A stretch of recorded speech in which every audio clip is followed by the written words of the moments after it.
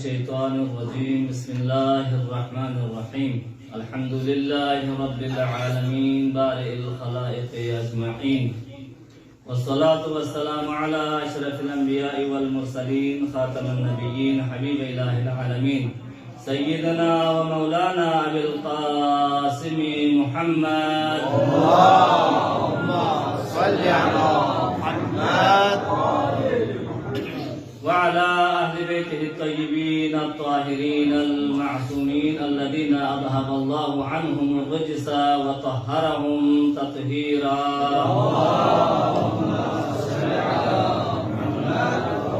ولعنة الدائمة على أعدائهم أجمعين من الآن إلى قيام يوم الدين أما بعد فقد قال الله تبارك وتعالى في محكم كتابه المجيد وفرقانه الحميد وقوله الحق بسم الله الرحمن الرحيم ونريد أن نمن على الذين استضعفوا في الأرض ونجعلهم أئمة ونجعلهم الوارثين صلوات محمد وآل محمد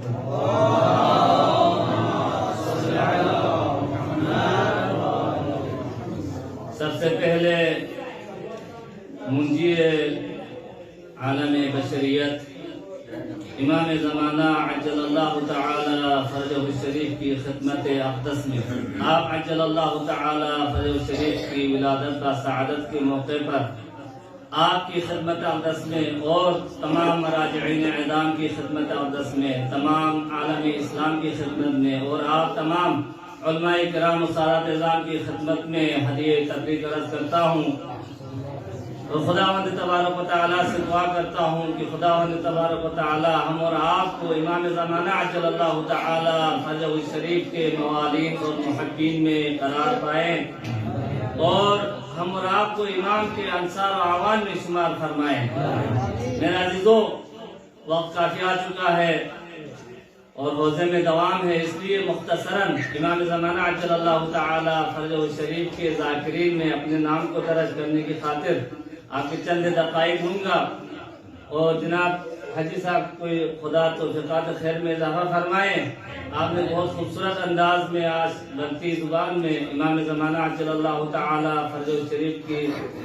جو توصیف بیان کی ہے اور آپ کی ولادت کو بھی یہاں بیان فرمایا ہے۔ اللہ آپ کی توفیقات میں اضافہ فرمائے، آپ کو طول عمر عطا فرمائے اور آپ کی زیارت کو قبول فرمائے اور انشاءاللہ آئندہ بھی آپ کی توفیقات خیر میں مزید اضافہ فرمائے۔ ایک مرتبہ حاجی صاحب کی توفیقات خیر میں اضافے کی خاطر، ان کی بلندی عمر کی خاطر اور صحت و سلامتی کی خاطر درود پڑھیے محمد آل محمد کی ذات۔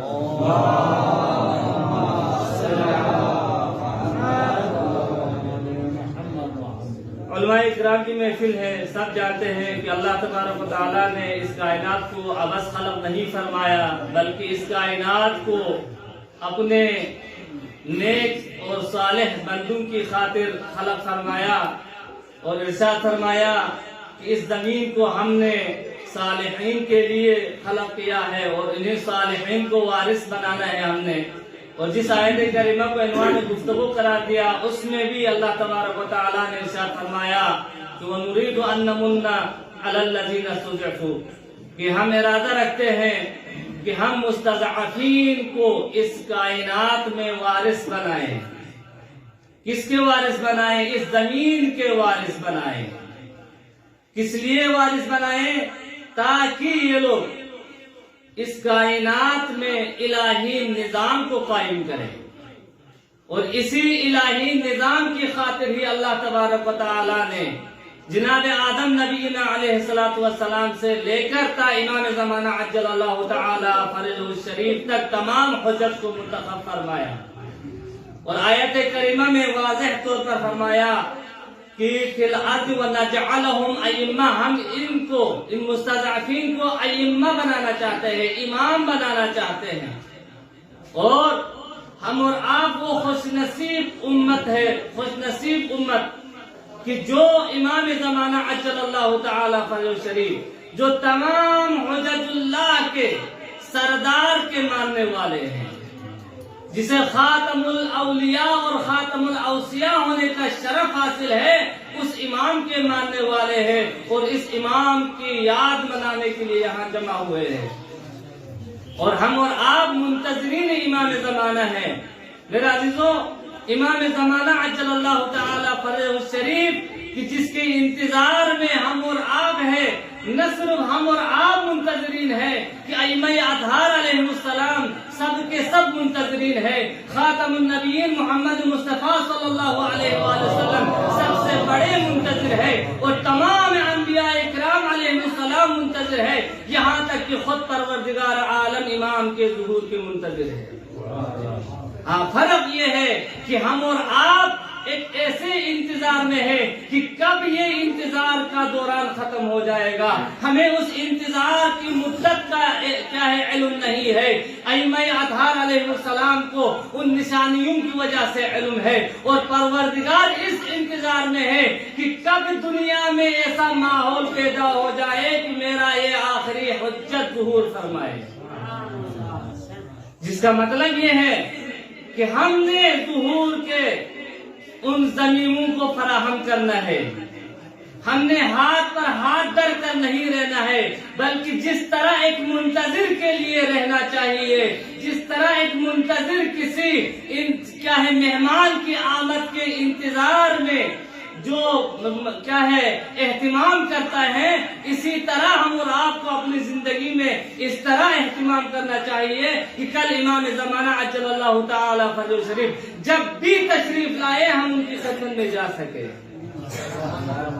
ہم نے دیکھا ہے کہ جب کوئی عزیز مہمان تشریف لاتے ہیں تو ہم اور آپ کی خواہش یہ ہوتی ہے کہ جتنا مہمان عزیز ہوگا، جتنا مہمان بزرگ ہوگا، جتنا مہمان عالم اور عارف ہوگا، ہم اس کی استقبال کی کوشش جتنی یعنی بہت اچھی طرح استقبال کرنے کی کوشش کرتے ہیں، اور جب جوں وہ اس کے انتظار کی گھڑی قریب آتی ہے، جب ہمیں معلوم ہو جاتا ہے کہ مہمان تشریف لانے والے ہیں، ابھی 1 گھنٹے بعد تشریف لانے والے ہیں، آدھا گھنٹے بعد تشریف لانے والے ہیں، جوں وہ ساعت قریب آتا جاتا ہے، اس ساعت میں ہمارے دل کی دھڑکنیں تیز ہو جاتی ہے، ہم اس کے استقبال کی تیاری شاندار سے شاندار طریقے سے کرنے کی کوشش کرتے ہیں۔ تو ہم اور آپ کے امام اس انتظار میں ہے کہ ہمارے شیعہ ہمارے انتظار میں بیٹھے ہوئے ہیں، ہم کیا ہے منتظر ہیں امام کے، اور وہ بھی اس انتظار میں ہے کہ ہمارے شیعہ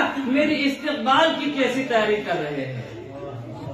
اگر ہم تیاری نہ کریں، اگر ہمارے اندر کوتاہیاں ہو تو اللہ تبارک و تعالیٰ وہ احسان نہیں کرے گا جس احسان کا اس آیت کریمہ میں وعدہ فرمایا ہے۔ جس طرح رسول اللہ صلی اللہ علیہ وآلہ وسلم کو مبعوث فرما کر امت مسلمہ پر احسان کیا اور فرمایا کہ ہم نے کیا ہے اس امت پر، ان مومنین پر احسان کیا ہے کہ انہی میں سے ایک رسول کو مبعوث فرمایا۔ اس رسول کو مومنین کے لیے مبعوث فرمانا احسان ہے، اور ایک سب سے بڑا احسان جو ہوگا وہ یہ ہوگا کہ اس امت پر امام زمانہ عجل اللہ تعالی فرجہ الشریف کا ظہور ہو جائے، اور اس امت پر وہ نعمتیں تمام ہو جائے جن نعمتوں کی ہم اور آپ روزانہ صبح و شام دعا کرتے ہیں، کہ ہم یہی دعا تو کرتے ہیں کہ ایاک نعبد و ایاک نستعین اہدنا الصراط المستقیم صراط الذین انعمت علیہم، تو اس راستے کی ہدایت دے جن پر تو نے تمام نعمتوں کو تمام کیا ہے، اور وہ سب سے بڑی نعمت جو اللہ تبارک و تعالیٰ نے بنی نوع انسان پر اور جن ہستیوں کو خود نے منتخب کیا ہے ان پر جو سب سے بڑی نعمت آپ نے نازل کی ہے وہ نعمت ولایت ہے، اور اسی نعمت ولایت کے مرہون منت، اسی نعمت ولایت کے صدقے میں یہ کائنات باقی ہے۔ اگر امام زمانہ عجل اللہ تعالی فرجہ الشریف کا وجود نہ ہوتا تو یہ کائنات باقی نہ رہتی۔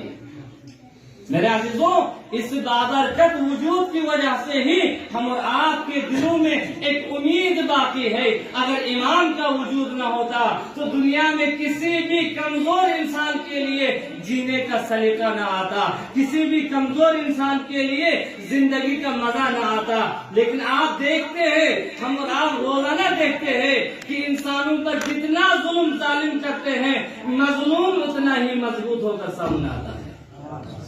آپ فلسطین کی مثال دیکھیں، چھوٹے چھوٹے بچے ہیں، جب اینکر کیا ہے مائک لے کر ان کے سامنے جاتا ہے اور جا کر سوال بھی ایسا کرتا ہے کہ عام انسان کا تصور نہیں ہوتا ہے کہ اس وقت کیا جواب دے. تو ان بچوں سے جب پوچھا جاتا ہے کہ تمہارا کیا حال ہے تو وہ لوگ کہتے ہیں کہ الحمدللہ. ہاتھ کٹے ہوئے ہیں، ان کے سر پھٹے ہوئے ہیں، ان کے پاؤں زخمی ہیں، ان کے ماں باپ کیا ہے ان کی آنکھوں کے سامنے قتل ہو گئے ہیں، بمباری ہو رہی ہے، گھر گھر تباہ ہو چکا ہے، پھر بھی ان کی زبانوں پر الحمدللہ ہے. یہ الحمدللہ ان مستضعفین کی زبان سے جاری ہونا یہ دلیل ہے کہ ایک ایسا وجود اللہ تبارک و تعالیٰ نے اس کائنات میں رکھا ہے کہ جس کی برکت سے ان مستضعفین کے دل میں جینے کی امید باقی رہ جاتی ہے. میرے عزیزو، اسی وجہ سے امام زمانہ عجل اللہ تعالی فرجہ شریف کی غیبت کبریٰ میں کہ جہاں پر مختلف قسم کے امتحانات ہیں، مختلف قسم کے اعتراضات کرتے ہیں، یہاں تک کہ مومنین کا تمسخر اڑایا جاتا ہے کہ یہ لوگ کیسے لوگ ہیں کہ جن کا ایک امام کے بارے میں تصور ہے کہ وہ امام غائب ہے، ان کے ساتھ کوئی رابطہ نہیں ہے، کہ اس کا واٹس ایپ بھی نہیں ہے، اس کا فیس بک بھی نہیں ہے، پتہ نہیں کیسے رابطہ کرتے ہیں. یہ وہ یعنی کمزور ترین دلیل ہے جو انبیاء کرام اور صالحین کے بارے میں کفار اور منافقین کی دلیل ہوتی ہے. قرآن مجید میں جا بجا انبیاء کرام علیہ السلام کا تمسخر اڑانے والوں کا ذکر ملتا ہے. وہ اسی طرح ہی تو تمسخر اڑاتے تھے کہ یہ اگر اللہ کا کیا ہے نمائندہ ہے، اللہ کا خلیفہ ہے، اللہ کا نبی ہے تو کوئی سونے کے گھر لے کر ہاں سونے کے کیا ہے جواہرات اور خزانے ان پر کیوں نازل نہیں ہوتے ہیں؟ ہاں ان کے ساتھ کیا ہے مختلف قسم کے مال و دولت کیوں نہیں ہوتا ہے؟ ان کے ساتھ فرشتے کیوں نازل نہیں ہوتے ہیں؟ ان فرشتوں کو ہم کیوں نہیں دیکھتے ہیں؟ کہ وہی مذاق ہے جو کفار اور منافقین اڑاتے تھے. آج کے منافقین بھی اسی طرح امام زمانہ عجل اللہ تعالی فرجہ شریف وارث انبیاء علیہ السلام کے بارے میں بھی اسی طرح کے سوالات کرتے ہیں. میرے عزیزو، یہ سوال کرنا آسان ہے کہ یہی سوالات ملحدین خدا کے بارے میں بھی تو کرتے ہیں. آپ ان ملحدین کو کیا جواب دیں گے؟ آیا کسی نے آج تک اللہ کا واٹس ایپ نمبر لیا ہے؟ آیا کسی نے آج تک اللہ سے گفتگو کی ہے فون کر کے؟ بھئی جو چیز آپ کے دماغ میں نہ آئے، آپ کے عقل میں نہ آئے، اس کا مطلب یہ نہیں ہے کہ وہ شے نہیں ہے. یہ آپ کے دماغ کا فطور ہے، آپ کی جہالت ہے، آپ کی کش فکری ہے. آپ نے قرآن کو نہیں سمجھا، آپ نے احادیث رسول کو چھوڑ دیا ہے، آپ نے اپنی کتابوں میں امام مہدی عجل اللہ تعالی فرجہ شریف کے حوالے سے نہیں پڑھا. تو یہ آپ کی غلطی ہے، امام کی غلطی نہیں ہے. امام تو واضح روشن ہے کہ ایک ایسا امام ہے کہ جس کی معرفت ہم اور آپ کے لیے ضروری قرار دے دیا ہے، اور بغیر معرفت کے یقیناً ہم کسی کی اطاعت نہیں کر سکتے ہیں. رسول کی معرفت ہو، اللہ کی معرفت ہو، تب جا کر ہم اللہ کی مدد کریں گے، رسول کی اطاعت کریں گے. اگر اللہ کی معرفت نہ ہو آپ کی عبادت کا فائدہ نہیں ہے، رسول کی معرفت نہ ہو اطاعت نہیں کر سکتے ہیں. جب کسی کی معرفت نہ ہو تو آپ کیسے عبادت کریں گے، کیسے اطاعت کریں گے؟ اب امام مہدی عجل اللہ تعالی فرجہ شریف کے وجود کے بارے میں تمام مسلمانوں کو متفق علیہ یعنی عقیدہ ہے کہ ایک امام آئے گا 12واں.